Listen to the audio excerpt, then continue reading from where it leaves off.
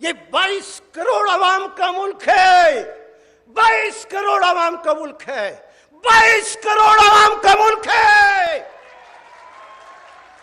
اور ایک جرنیل ایک جرنیل ایک جرنیل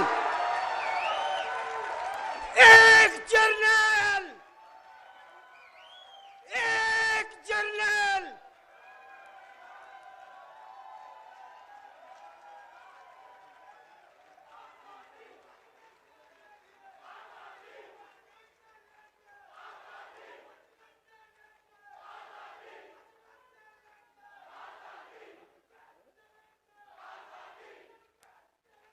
بسم اللہ الرحمن الرحیم۔ جناب سٹوری یہی ایک شیئر کرنی ہے، اور ظاہر ہے اس سٹوری کے علاوہ کوئی سٹوری ہے ہی نہیں۔ یہی ایک سٹوری تمام سٹوریز پر چھا گئی ہے۔ علی احمد کور صاحب نے آگ لگا دی ہے، علی احمد کور صاحب نے تہلکہ مچا دیا ہے، کوہرام مچا دیا ہے، چیخیں نکلوا دی ہیں۔ اس کو کچھ بھی کہہ لیں، اس کو کوئی نام بھی دے دیں۔ آسمہ جہانگیر صاحبہ، مرحومہ آسمہ جہانگیر صاحبہ کی اس سلسلے میں کانفرنس تھی، اور یہ ہوتی رہتی ہے ایئرلی۔ اس وقت ڈیبیٹ ایک بڑا عجیب و غریب رنگ اختیار کر گئی کہ جب علی احمد کور صاحب آئے۔ اس پہ میں تبصرہ کرتا ہوں، میں پورا کمپلیٹ اس پر تجزیہ کرتا ہوں، لیکن پہلے کچھ سنوانے ہیں آپ کو، اور یہ کچھ تو آپ نے دیکھ لیا۔ اس کے بعد آپ یہ ذرا سن لیں علی احمد کور صاحب کی باتیں، پھر اس کے بعد میں آپ کو چیف جسٹس صاحب کی بات بھی سنواتا ہوں۔ چیف جسٹس صاحب بہت برہم ہو گئے علی احمد کور صاحب پہ، اور وہ ایک طرح سے تقریر چھوڑ کے چلے گئے۔ اس کے بعد جسٹس اطہر من اللہ صاحب کی بات بھی سناتا ہوں، اور اس کے بعد کرتے ہیں اس پر تبصرہ تاکہ مزہ بھی آئے سننے میں۔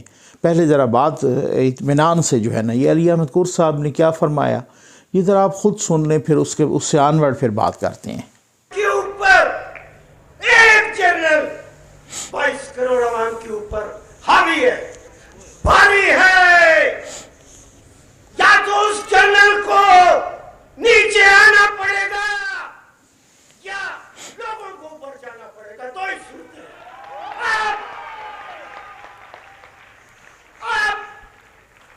اب برابری ہوگی، اب برابری ہوگی، بالکل ایسے برابری ہوگی۔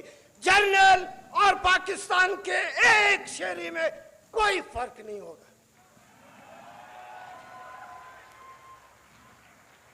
یہ جو ہماری جوڈیشری ہے، یہی جنرل جو 22 کروڑ عوام کے اوپر حاوی ہے، اسی نے ہماری جوڈیشری کے 126 نمبر پر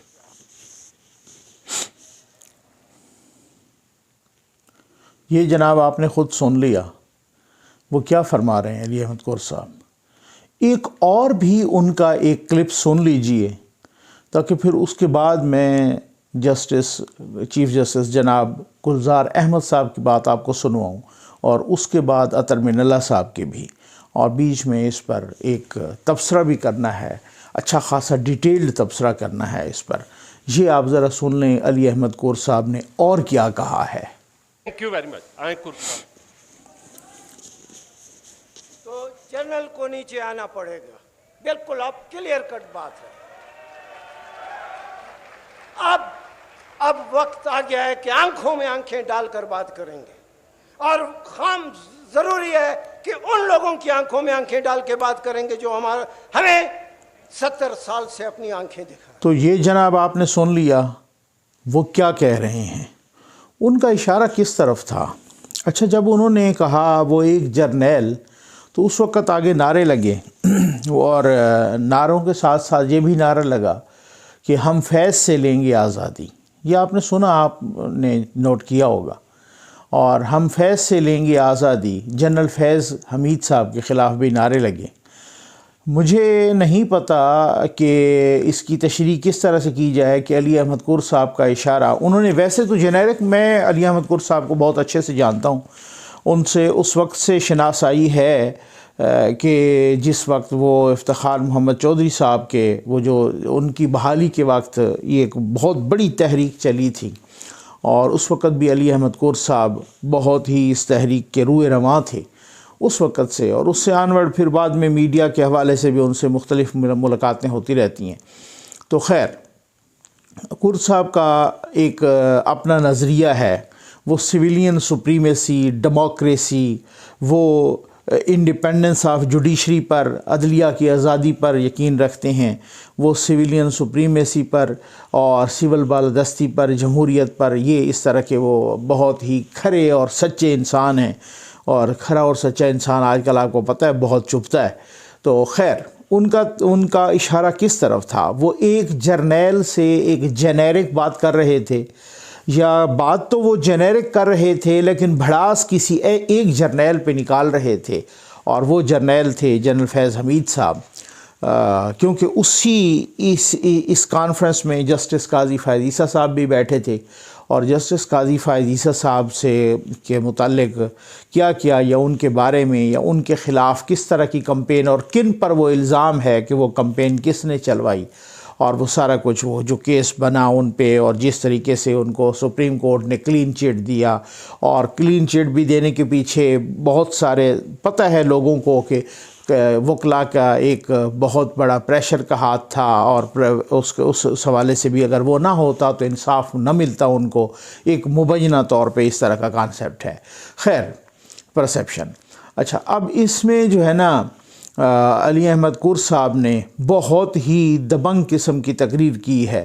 انہوں نے ایک پہلے اپنی جوڈیشری پر بھی بہت تنقید کی ہے۔ انہوں نے کہا یہ کیا آپ نے کہا ہے کہ بھائی جوڈیشری اس طرح کا آپ نے ٹاپک رکھ دیا کہ جی جوڈیشری جو ہے نا ہماری یہ ہیومن رائٹس کی پاسدار ہے اور اس طریقے کا، اور یہ کیا کون سی جوڈیشری؟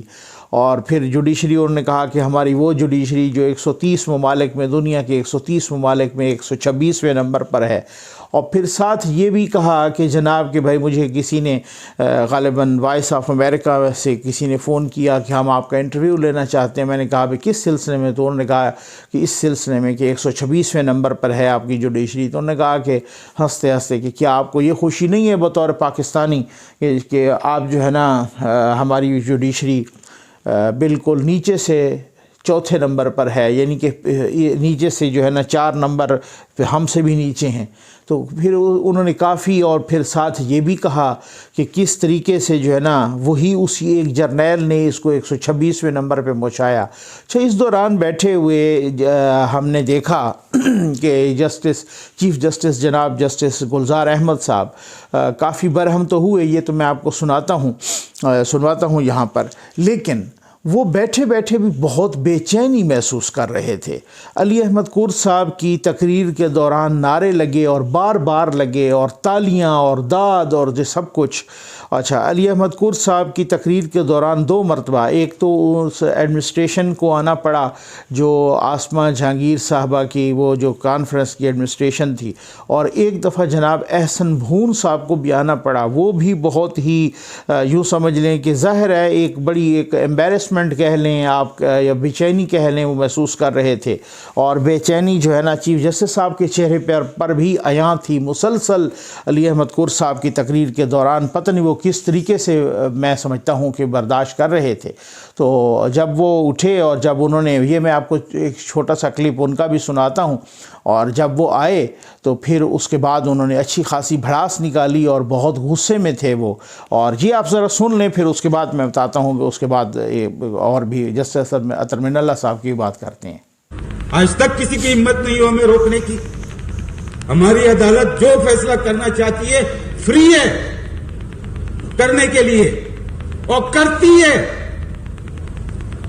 ہر ایک کا محاسبہ کرتی ہے جس کا مقدمہ سامنے آتا ہے۔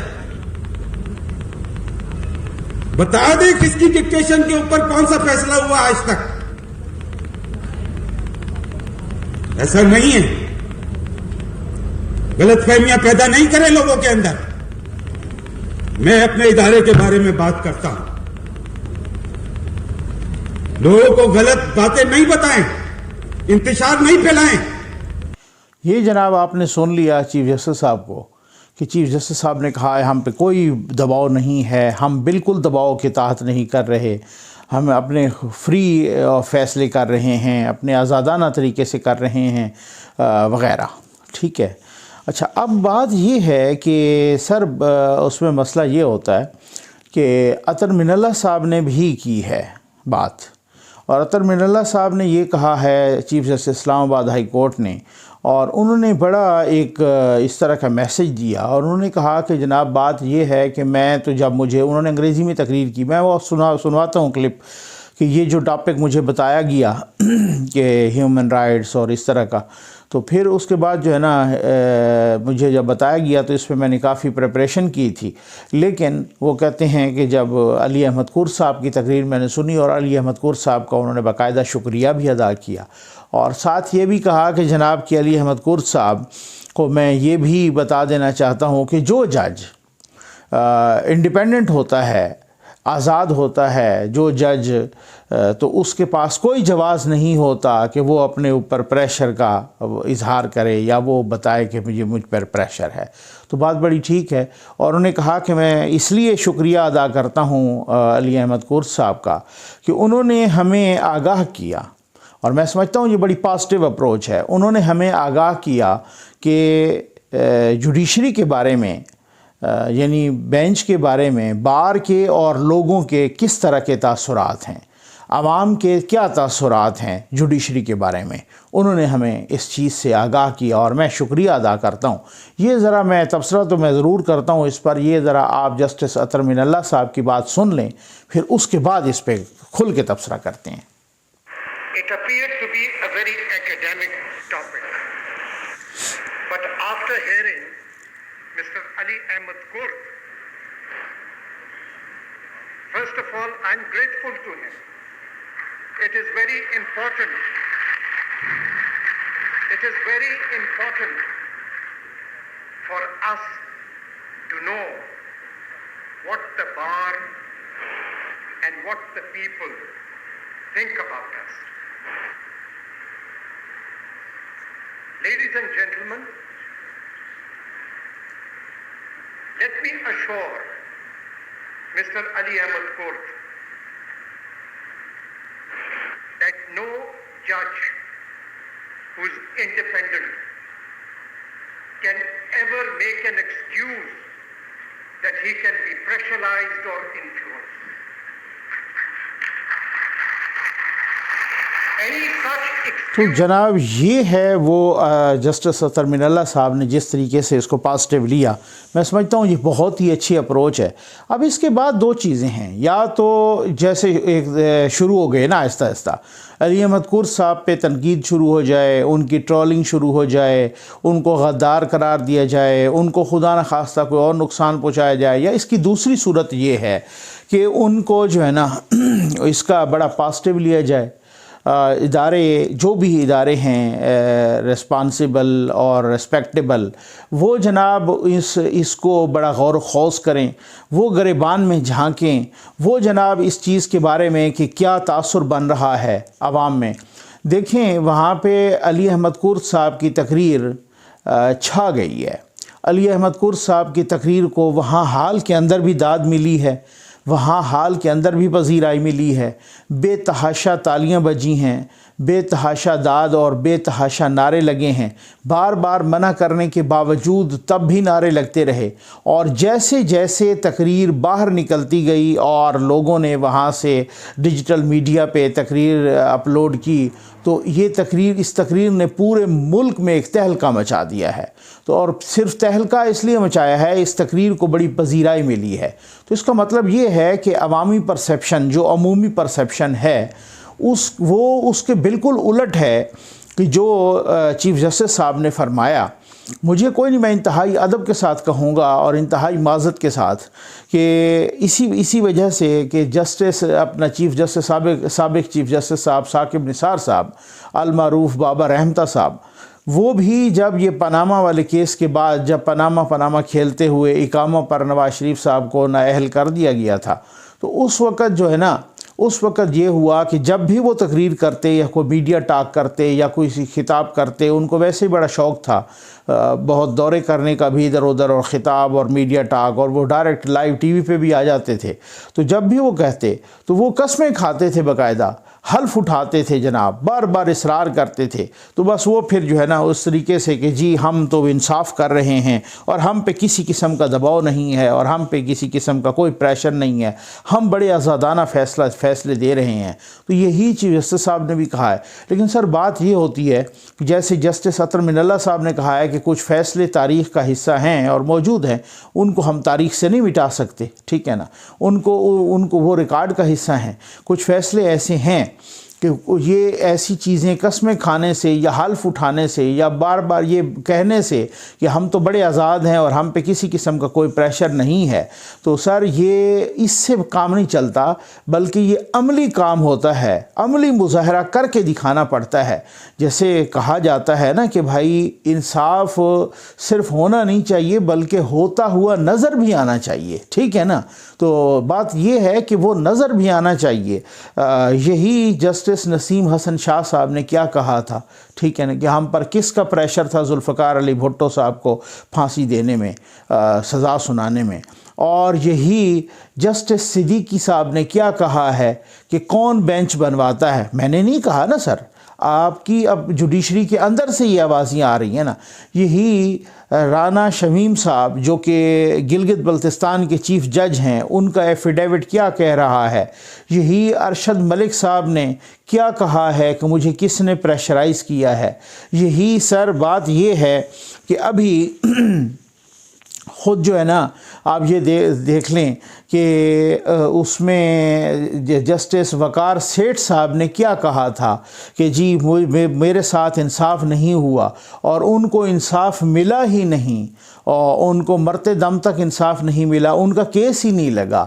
تو اس کے علاوہ جسٹس صدیقی صاحب کا کیس ہی نہیں لگا. اب آپ خود اندازہ لگائیں کہ اس چیز سے یہ ساری چیزیں کیا ظاہر کر رہی ہیں.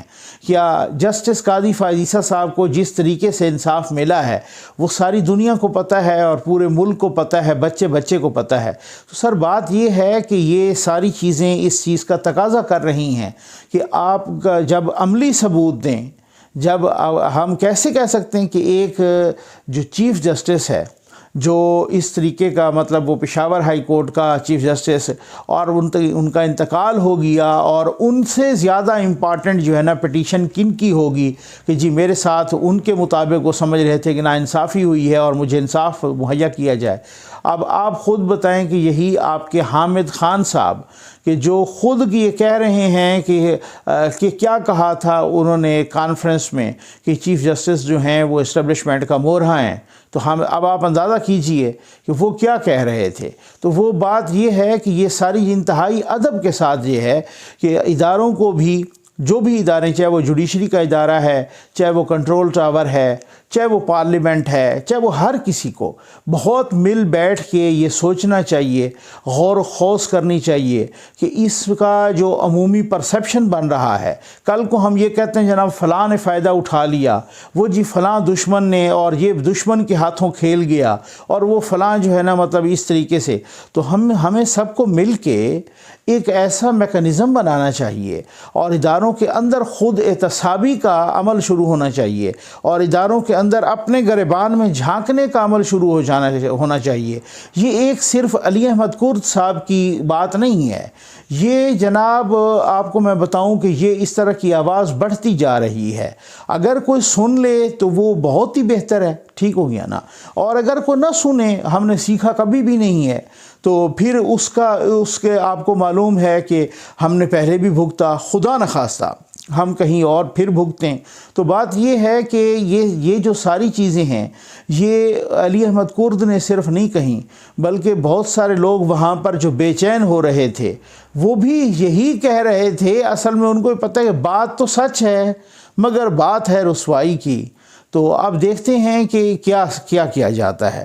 پھر سے کوئی ان پر کوئی نیلے پیلے گیلے یا کوئی شتونگڑے متونگڑے چھوڑ دیے جاتے ہیں اور وہ اس طریقے سے ان کی ٹرولنگ شروع کر دیتے ہیں علی احمد گور صاحب کی، یا ادارے خود اپنی خود احتسابی کا اور اس طریقے سے اپنے گریبان میں جھانکنے کا اور ججوں کے پچھلے دروازوں سے نہ گھسنے کا عزم کرتے ہیں، یا آگے کیا ہوتا ہے۔